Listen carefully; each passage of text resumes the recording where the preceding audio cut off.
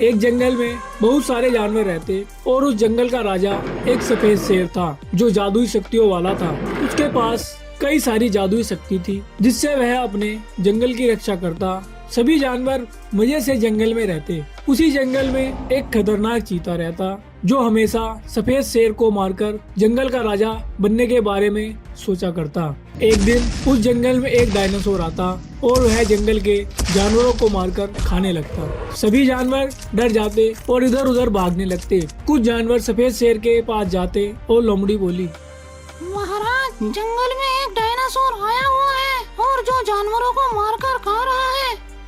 उस डायनासोर की इतनी हिम्मत, मैं उसे नहीं छोड़ने वाला। उसने मेरे जंगल के जानवरों को मारकर खाया है। अब सफेद शेर जंगल में निकल पड़ता है और कुछ देर चलने के बाद वह डायनासोर के पास पहुंच जाता है और बोलता है, अरे डायनासोर, तू मेरे जंगल में आकर जानवरों को मारकर खा रहा है। इन निर्दोष जानवरों को मारने की सजा तुझे मिलेगी।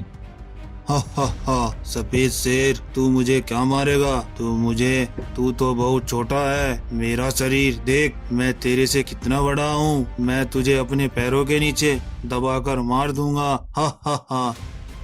अरे मूर्ख डायनासोर, तू मेरे शरीर पे मत जा। मैं एक जादुई शेर हूँ। मैं अपनी जादुई शक्तियों से तुझे मार दूंगा।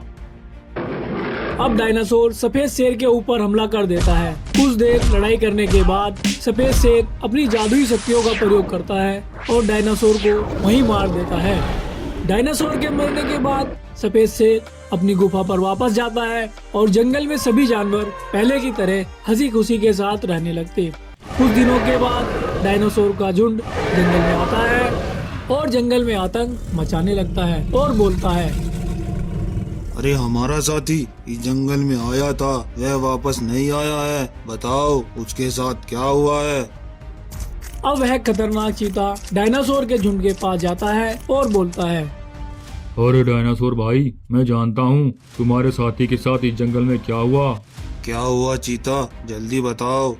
तुम्हारा साथी इस जंगल में आया था। इस जंगल के राजा सफेद शेर ने तुम्हारे साथी को अपनी जादुई शक्तियों से मार दिया। क्या उस सफेद शेर ने हमारे साथी को मार दिया? हम सभी मिलकर उस सफेद शेर को मार देंगे। अरे नहीं, तुम अभी उस सफेद शेर के पास मत जाना, नहीं तो वह तुम्हें भी अपनी जादुई शक्तियों से मार देगा। तो चीता, हम कब उस सफेद शेर को मारने जाएंगे? तुम ही बता दो। उस सफेद शेर की शक्तियाँ रात होने पर खत्म हो जाती हैं और वह कमजोर हो जाता है। उस समय सफेद शेर को तुम आसानी से मार सकते हो।